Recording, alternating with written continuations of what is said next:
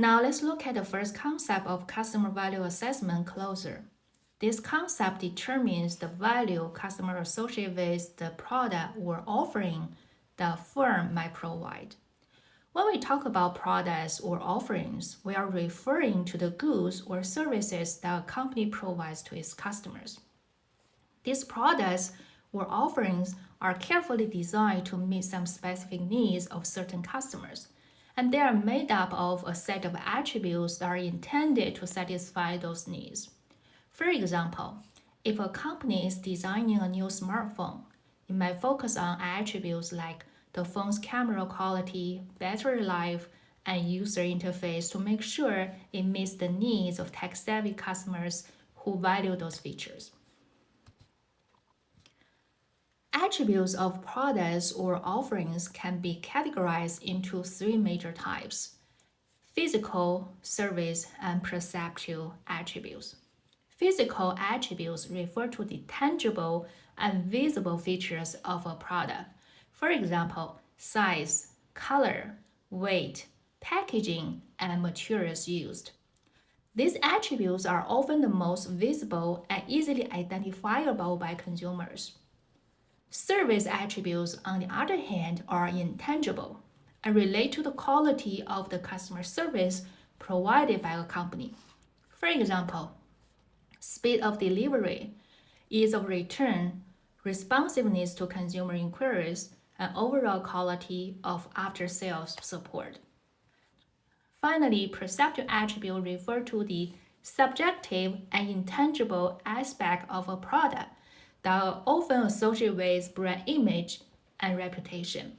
For example, brand identity, company reputation, lifestyle, life status, and so on. These attributes are often shaped by customer perception and can influence the overall perceived value of a product from customers. By considering and carefully designing physical, service, and perceptual attributes, companies can create products or offerings that better meet the specific needs of their target customers and differentiate themselves from the competitors in the marketplace. Okay, now let's look at some real examples. The first example is from Jenny's story, her value assessment on Kindle Paperwhite. Jenny loves reading books, and she recently purchased a Kindle Paperwhite from Amazon. What attracted her to the Kindle was its physical attributes, service attributes, and perceptual attributes. The tangible physical attribute like the device is lightweight, portable, and easy on eyes, making it comfortable to read for hours. She appreciated that it was small enough to fit in her bag and carry around, unlike bulky books. The adjustable light feature was also a bonus, as it allowed her to read comfortably in any lighting condition. Jenny's experience with Kindle went beyond just the physical attributes. The intangible Amazon's customer-centric service made her feel valued and appreciated. One day, Jenny was reading a book on her Kindle when the device suddenly froze. She tried restarting it, but it still wouldn't work. She was frustrated and worried that she had lost all her books. She called Amazon customer service, and to her surprise, they quickly answered the call and patiently walked her through the troubleshooting process. When it was determined that her Kindle was beyond repair, they immediately sent her a replacement device free of charge. Jenny was amazed at the level of service she received and felt valued as a customer. Beyond just the physical and service attributes, what really sets the Kindle apart for Jenny is the overall perceptual value. When Jenny uses her Kindle, she feels like she's part of a community of book lovers and avid readers. She loves the ability to browse and discover new titles, and the integration with Goodreads make it easy to connect with other readers and get recommendations. She likes the feeling of being able to explore new worlds and perspectives that she might not have to discover otherwise.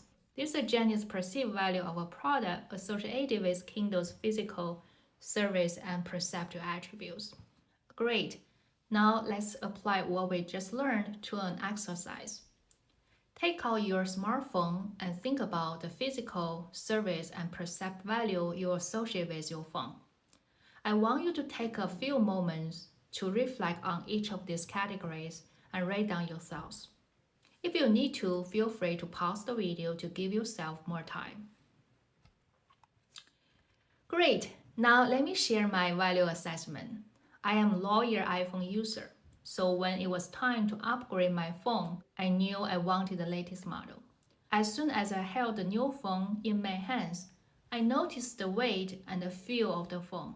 It was lighter and sleeker than my previous model, with a larger screen and more seamless design. But the real value of the physical attribute of the phone became clear when I took it with me on a hike. I love to take photos of stunning views on my hikes, and the new camera on the iPhone was simply incredible. The photos were more vivid and detailed than ever before, capturing the colors and textures of the landscape in stunning detail.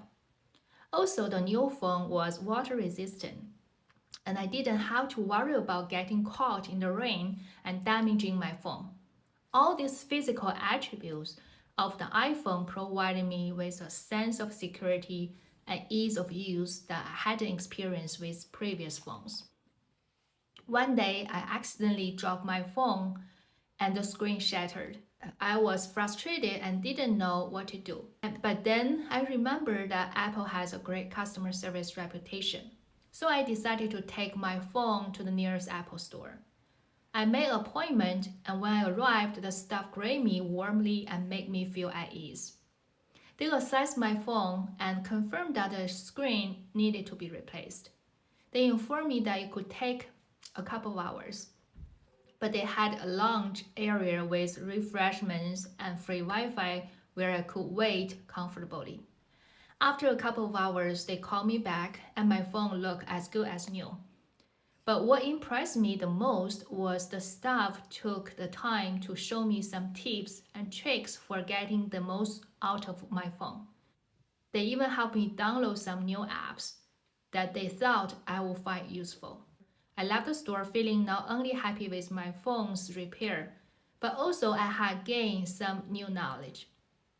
The service I received from Apple Store not only fixed my phone, but also added value to my overall experience. As an iPhone lover, I love the status that came with owning an iPhone. I know that iPhone were considered a high-end product and were associated with innovation and sophistication. Using my iPhone made me feel like I'm a part of the exclusive club of people who value quality and style. For me, the perceptual value of my iPhone was as just important as the physical and service values. So this is my value assessment of the iPhone. Okay, now let's do another quick exercise. Put what we have learned into practice.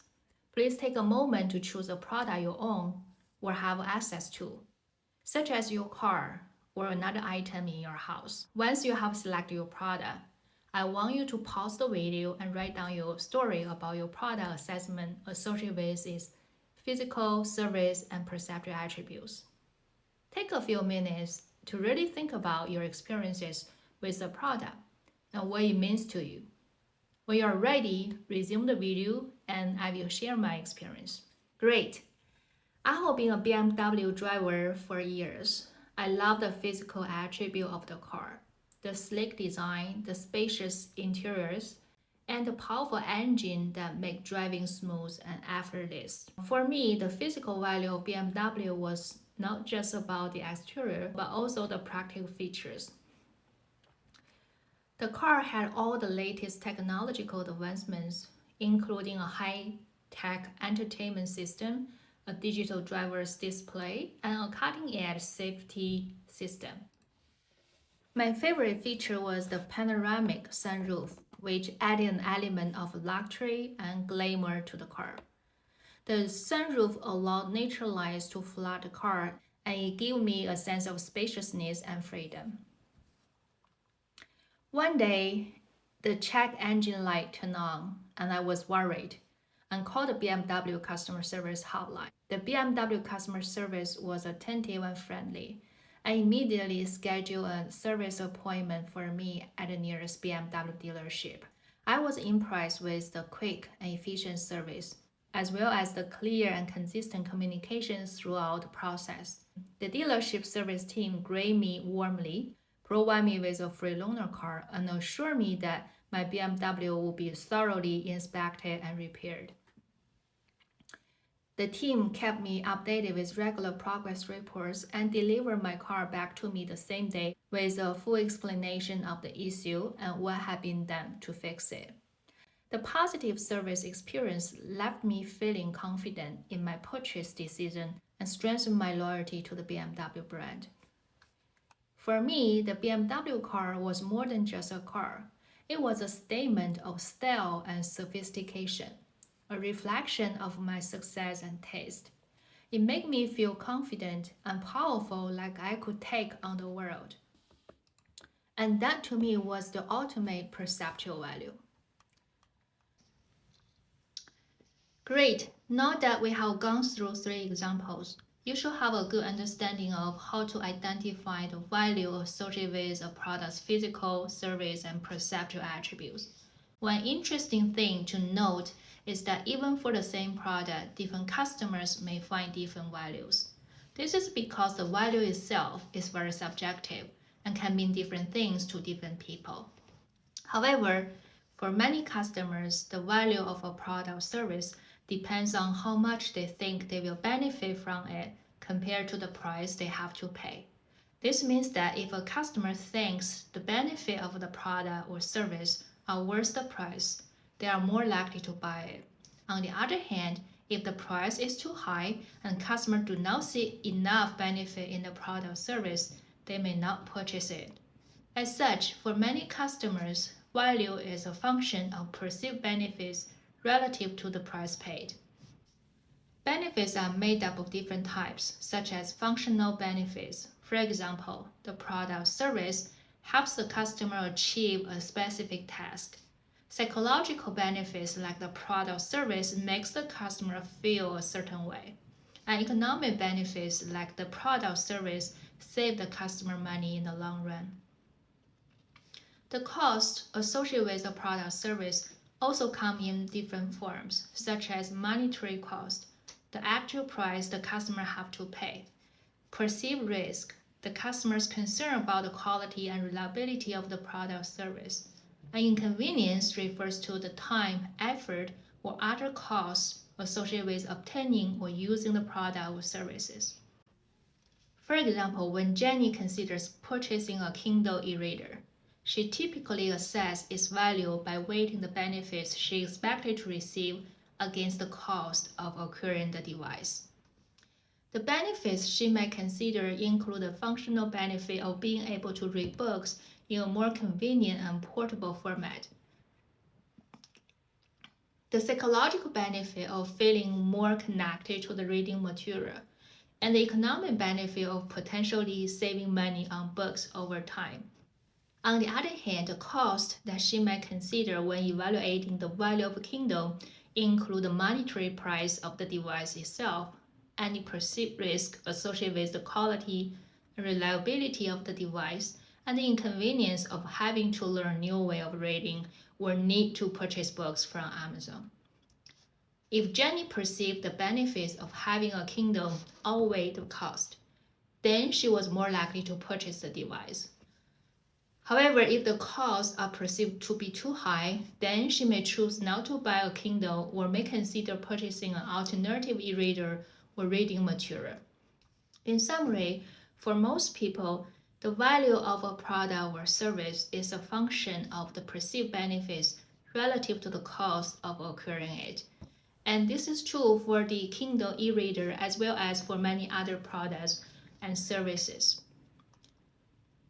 While perceived benefits and costs are important factors in determining the value of a product or service, there are many other factors that can come into play, such as characteristics of individuals' needs. For example, If someone needs a car to commute to work every day, they may prioritize certain benefits over others, such as reliability and fuel efficiency.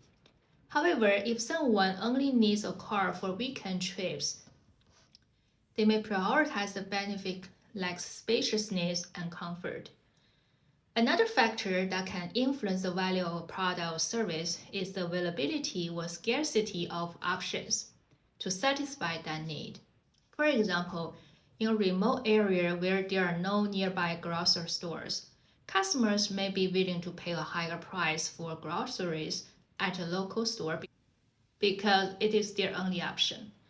Alternatively, in a large city with many grocery stores, customers may be more selective and choose to shop at a store that offers the best value in terms of price and quality.